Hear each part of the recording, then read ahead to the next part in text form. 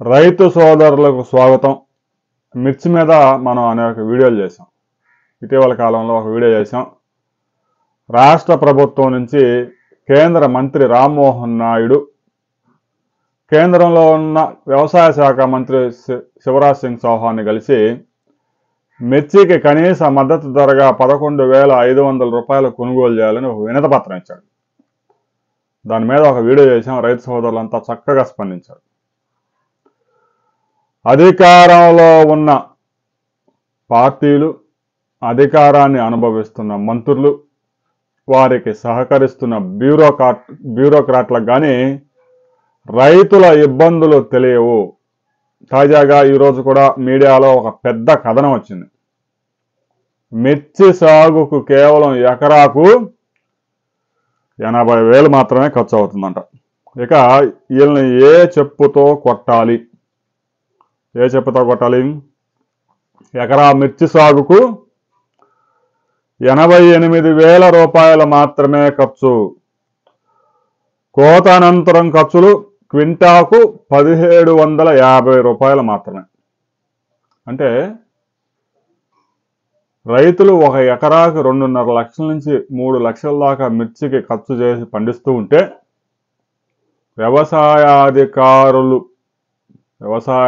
వారు అంచనా వేసి ఆ పైనున్న ఐఏఎస్ అధికారులకు ఇచ్చిన రిపోర్ట్ ఏందిరా అంటే, ఒక ఎకరా మిర్చి సాగుకు అయ్యే ఖర్చు 88,000. ఇందులో కోత అనంతరం అయ్యే ఖర్చు క్వింటాకి 1,750, దున్నటానికి అయ్యే ఖర్చు ఇంత, విత్తనాలకి ఎంత, నారుకి ఎంత, పురుగు మందులకి ఎంత అని చెప్పేసి 88,000 అట. వ్యవసాయాధికారులు చేసిన అరాచకంతో ఐఏఎస్ అధికారి, ఒక సీనియర్ ఐఏఎస్ అధికారి ముఖ్యమంత్రికి నివేదిక ఇచ్చాడు. ఏమిచ్చాడు ఆ నివేదికలో? ఎకరం మిర్చి సాగు ఖర్చు 88,000 మాత్రమే కాబట్టి రైతులకి ఒక 12,000 ధర దక్కిన 20 క్వింటాలు దిగుబడి సగటున వస్తుంది కాబట్టి 2,40,000 ఆదాయం వస్తుంది ఒక్కో రైతుకి ఎకరానికే. ఆ 88,000 తీసేసినా కూడా ఇంకా 1,72,000 లాభంలో ఉన్నాడు రైతు సోదరులు అని చెప్పేసి ఒక ఎకరానికి సీఎంకు రిపోర్ట్ ఇచ్చారు. సీఎం ఏం చేస్తాడు? నిజమేనా అనుకున్నాడు, మిర్చి సాగు ఖర్చు అయ్యేది ఇంతేననుకున్నాడు. అని తెలియదు కదా.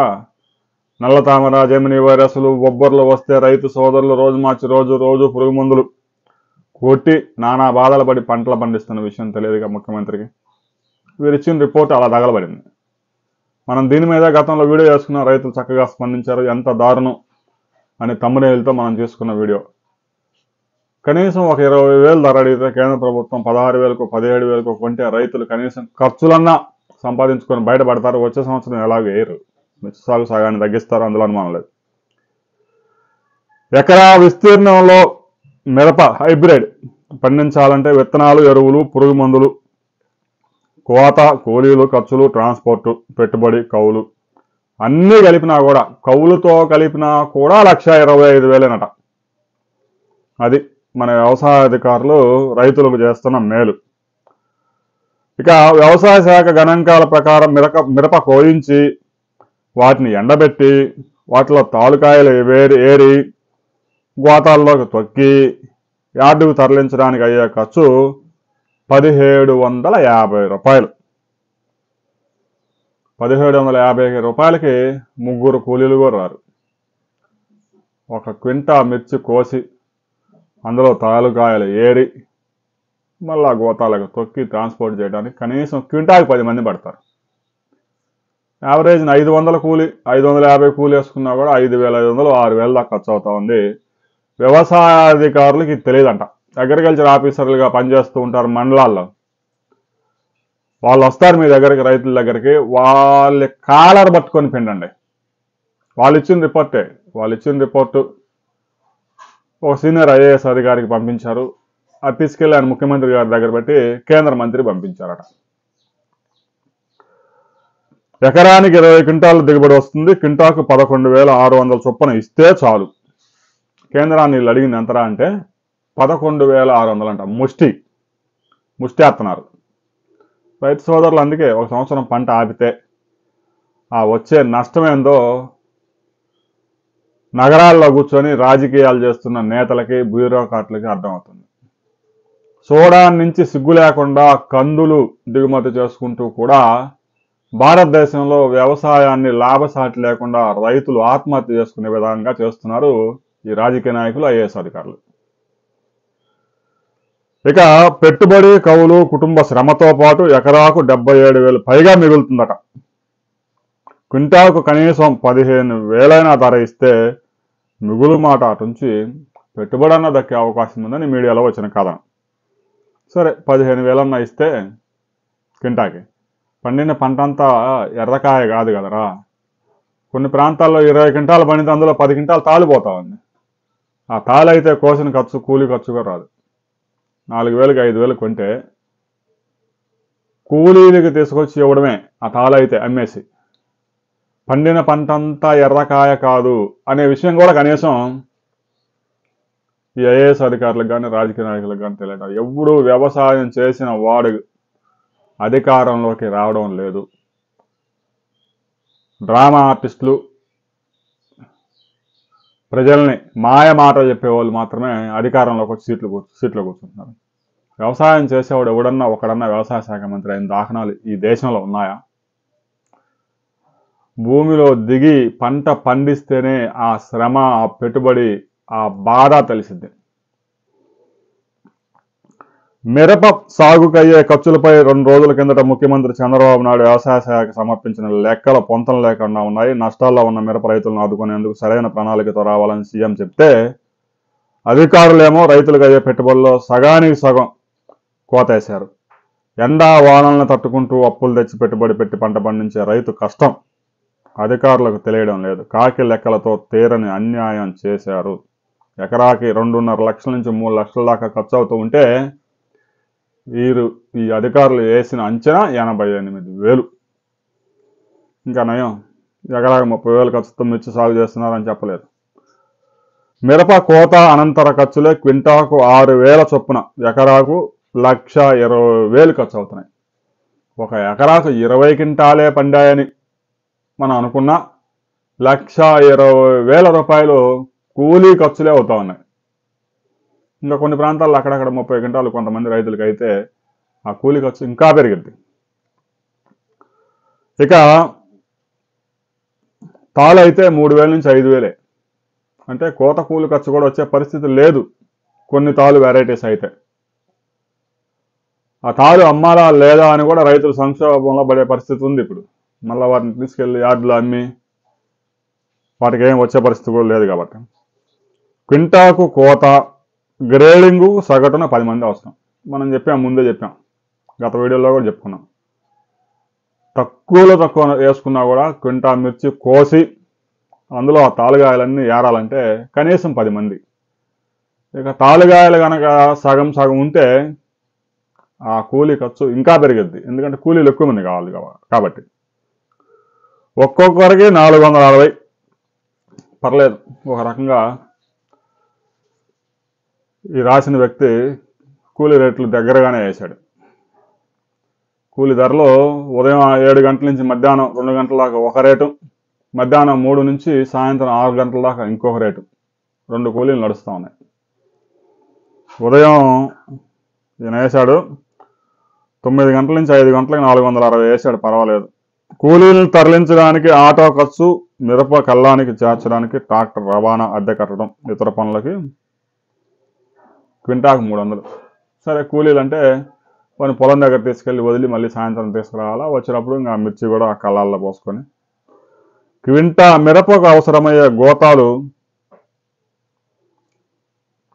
గోతాల ఖర్చు 196. అవి గోతాల్లో తొక్కితే 210. రవాణా ఒక 200.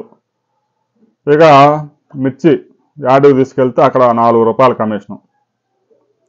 లెక్కల్లో చూపించేది మాత్రం 2 రూపాయలు, కమిషన్ మాత్రం 4 రూపాయలు వసూలు చేస్తారు.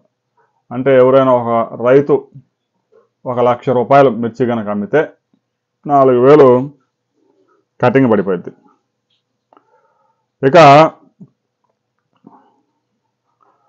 చూడండి, మిర్చి సాగు నుంచి ఎంత ఖర్చు అవుతుంది అనేది రాసిన అధికారులు రాసిన లెక్కలు కనుక చూస్తే వారిని ఏ మెట్టితో సత్కారం చేయాలో మీరే అర్థం చేసుకోవచ్చు. 10 గ్రాముల ప్యాకెట్లు 12 ఎకరానికి. ఓకే. ఇక వ్యవసాయ శాఖ వాళ్ళు 10 ప్యాకెట్లు 10,800 వేశారు. సరే, కొన్ని వెరైటీస్ అయితే దొరుకుతాయి, కొన్ని వెరైటీస్ అయితే ఆ రేటుకు రావు. ఎరువు 2 ట్రక్కులు ఎరువు వేశాడు వ్యవసాయ శాఖ అధికారి. 2,000కు 2 ట్రక్కులు ఎరువు వేశాడు. 2,000కు 2 ట్రక్కులు ఎరువు వచ్చిందంట. మరి వీడు ఏ కాలేజీలో చదివాడు, ఏడ వ్యవసాయం చేశాడు, వీడు కనీసం రైతులు పొలానికన్నా వెళ్తున్నాడా లేదా, కేవలం మండల కేంద్రాల్లో కూర్చొని నెల 1,50,000 2 లక్షలు జీతాలు, గజిటెడ్ ఆఫీసర్లు కదా. ఇక ఎరువులు 12 బస్తాలు. వీడు ఏ కాలంలో ఆగిపోయాడు? 1992లోనే ఆగిపోయినాడు వీడు. ఒక ఎకరాకి 20 నుంచి 30 బస్తాలు ఎరువులు వాడుతున్నారు నాయన. ఎరువులు 15,000 వేశారు ఖర్చు. రైతులు 30 నుంచి 40,000 ఖర్చు చేయాల్సి వస్తుంది. పురుగు మందులకి 17,500 అంట. వీడు పురుగు మందులతో సాగు చేస్తున్నాడా, ఎవరైతే ఆ సేంద్రియ వ్యవసాయం పాలేకర విధానాలను అనుసరించి ఆ కషాయాలతో సాగు చేస్తున్నాడో తెలియడం లేదు. 17,500తో ఖర్చు, రసాయనాలు అంటే పురుగు మందుల ఖర్చుతో ఎకరం మిర్చి సాగు చేస్తాడంట. వ్యవసాయ శాఖలో పనిచేసే వ్యవసాయ అధికారులు అందరితో, ప్రతి ఒక్కడితో ఒక 4 ఎకరాల పొలం సాగు చేయాలి. వీళ్ళంతా పెద్ద పెద్ద అధికారులు. మరలా వాళ్ళని అది ఇది అంటే మళ్ళీ వాళ్ళకి అబ్బు వచ్చింది, బాధ వచ్చింది, అట్ట అనకూడదు. కానీ రైతుకు మాత్రం ఉపయోగపడేవాడు మాత్రం ఒక్కడ కనపట్ల. కోత ఖర్చులు 35,000 అట. అంటే 3 క్వింటాలు పండితే 35,000 అవుతాయేమో, కానీ ఎకరానికి 20 క్వింటాలు పండితే ఆ 20 క్వింటాలు కోసి వాటిలో తెల్లకాయలన్నీ ఏరి ఆ ఖర్చు 35,000కి మాత్రం అవ్వదు, 1,20,000 అవుతాయి. ఒక రైతు 1 ఎకరాల మిర్చి సాగు చేశాడు అంటే 300 మందికి కనీసం ఉపాధి కల్పించిన లెక్క. ఒక 5 ఎకరాలు 10 ఎకరాలు సాగు చేశాడంటే, 10 ఎకరాలు కనుక ఎక్కడన్నా సాగు చేస్తే మిర్చి కనుక 3,000 మందికి ఉపాధి కల్పిస్తాడు. సంక్రాంతి పండగ అయిపోయిన దగ్గర నుంచి మొదలుపెట్టి మే నెల వరకు ప్రతిరోజు 30, 40, 50 మందికి ఉపాధి కల్పిస్తాడు. ఇక నారు పెంపకం, కలుపులు తీయడం అంట, ఎరువులు చల్లడం అంట, ఈతకు కూడా వేశారు 8,000 అట. నారు పెంచడం అయిపోద్ది 8,000లోనే, నాటు వేయటం అయిపోద్దంట, కలుపులు తీయటం అయిపోద్దంట, ఇక పురుగు మందులు పిచికారి చేయటం అంతా 8,000కే. ఇక పెట్టుబడి అయితే 2 లక్షలు, దాని మీద వడ్డీ అయితే ఒక 50,000. 2 లక్షలు అప్పు తెచ్చి 1 ఎకరం సాగు చేస్తే 2,50,000, కౌలు తీసుకుంటే 30,000, 2,80,000. ఈ విధంగా రైతులు సాగు చేసి మిర్చి యార్డుకు మిర్చి తీసుకొస్తే పడే ధర ఎంతలా అంటే 9,000, 9,500, 10,000. ఏదన్నా తేజ వెరైటీస్ అలాంటివి కనుకైతే 13,000. ఇంకంతే. ఎక్కువ మందికి 90% మందికి వచ్చే ధర 10,500. ఇక రేట్లు దారుణంగా పతనం అయిపోయినాయని చెప్పి చైనా వాడికి, బంగ్లాదేశ్ వాడికి తెలిసి ఇంకా రేట్లు తగ్గినాయిగా ఆ రేట్లో పంపించంటున్నారు. కేంద్ర రాష్ట్ర ప్రభుత్వాలు ఒక రేటు దగ్గర ఫిక్స్ చేసి ఆ రేటు కన్నా తక్కువ కొనడానికి వీలు లేదని చెప్పేసి నియంత్రణ ఉండాలి. మార్కెట్ యార్డ్లో కూడా పెద్ద ఎత్తున సరుకు వస్తున్న దాఖలాలు కూడా లేవు. గత ఏడాది కన్నా 25% సాగు విస్తీర్ణం తగ్గింది. ఒకవేళ ఎక్స్పోర్ట్స్ లేవనుకున్నా కూడా దేశీయ అవసరాలే సంవత్సరానికి 3 కోట్ల టిక్కీలు అవసరం అవుతుంది. కానీ వ్యాపారస్తులంతా ధర మొత్తం కిందకి తీసుకొచ్చారు. ఎందుకు? తక్కువ ధరలో కొనుగోలు చేసి ఆర్డర్స్ రాగానే ఇంకా ఎత్తుదామని చూస్తూ ఉన్నారు. మరి రాబోయే రోజుల్లో ఈ ధరలు అయితే ఎడిపోతా తెలియదు. కేంద్రానికి మాత్రం తప్పు నివేదిక ఇచ్చారు. దీని మీద ప్రతి రైతు స్పందించండి, రాజకీయ నాయకులను నిలదీయండి. ఈ దేశంలో దరిద్రం ఏంటంటే చదువుకున్నోడు టీచర్ అయితే చదువు లేని వాళ్ళంతా దేశాన్ని పరిపాలిస్తున్నారు. అందువల్ల వారికి ప్రజల కష్టాలు, రైతుల కష్టాలు తెలియవు. ఇక వ్యవసాయ అధికారులు అయితే సిటీలో పుట్టి సిటీలో పెరిగి అగ్రికల్చర్ ఆఫీసర్లు అయ్యి మండలాల్లో దిగుతూ ఉన్నారు. వాడికి వ్యవసాయం తెలియదు. వ్యవసాయం తెలియనివాడు వ్యవసాయ అధికారి, చదువు లేని వాళ్ళంతా ముఖ్యమంత్రులు, మంత్రులు, గుడివాడి క్లీనర్ గాడు కనుక మంత్రి అయినట్టు. ఈ విధానం అయితే ప్రస్తుతానికి పోదు. ఎందుకంటే చదువుకున్నాడు ఎవరు రాజకీయాల్లో రావడానికి ఇష్టపడలేదు. ఎందుకంటే తిట్టుకోవాలిగా, ఆ తిట్టుకోవడం ఇడికేం అలవాటు ఉండదు చదువుకున్నవాడికి. చదువు లేనివాడు చిన్నప్పటి నుంచి బడి మానేసి చింతల చెట్ల మీద తిరిగి బూతులు నేర్చుకున్నట్టు రాజకీయాలకు చక్కగా పనికి వస్తాడు. రాబోయే రోజుల్లో కూడా భారతదేశంలో రాజకీయాలు మారతాయి అని మనం ఆశించలేం. ఉచిత పథకాలు జనాలందరికీ ఉచితంగా బిస్కెట్లు బారినకి పనికి పిలవాలన్నా కూడా మగాళ్ళు 10 మందిని పనికి పిలుచుకురావాలన్నా కూడా పనికి వచ్చే పరిస్థితి, ఎవడు దొరికే పరిస్థితి లేదు. ఆంధ్రప్రదేశ్లో ఒక మారుమూల గ్రామంలో ఒక ఇంటికి ఏదైనా పైకప్పు వేయాలన్నా, సిమెంట్ రోడ్డు వేయాలన్నా ఛత్తీస్గఢ్, జార్ఖండ్, ఉత్తరప్రదేశ్ నుంచి వచ్చిన కూలీలు వస్తే తప్ప మనుషులు దొరికే పరిస్థితి లేదు. మనుషులను నమ్ముకొని రైతులు ముందు వ్యవసాయం చేయాలని ఆలోచిస్తే తీవ్రంగా నష్టపోయే ప్రమాదం ఉంది. ఆ మిర్చి కోతలకైనా ఆ కర్నూలు నుంచి, ఆ కరువు ప్రాంతాల నుంచి గుంపులు వస్తూ ఉన్నారు. గ్రామాల్లో మహిళలు, ఇప్పటికే వ్యవసాయం మీద ఆధారపడిన పురుషులు ఇంకా వృత్తిని వదిలేయలేక వారే గ్రూపులుగా ఏర్పడి ఆ పంట సాగు చేసుకుంటున్నారు కాబట్టి సరిపోతా ఉంది. రాబోయే రోజుల్లో అయితే కూలీలు నమ్ముకొని వ్యవసాయం చేయలేరు. ఇక్కడ ఉచిత పథకాలు కొనసాగినంత కాలం ఈ వ్యవసాయ రంగం బాగుపడదు. రాజకీయ నాయకులు అధికారంలోకి రావడమే వాడి యొక్క లక్ష్యం. ఈ రాష్ట్రం సర్వనాశనం అయిపోయినా వాళ్ళకేం ఇబ్బంది లేదు.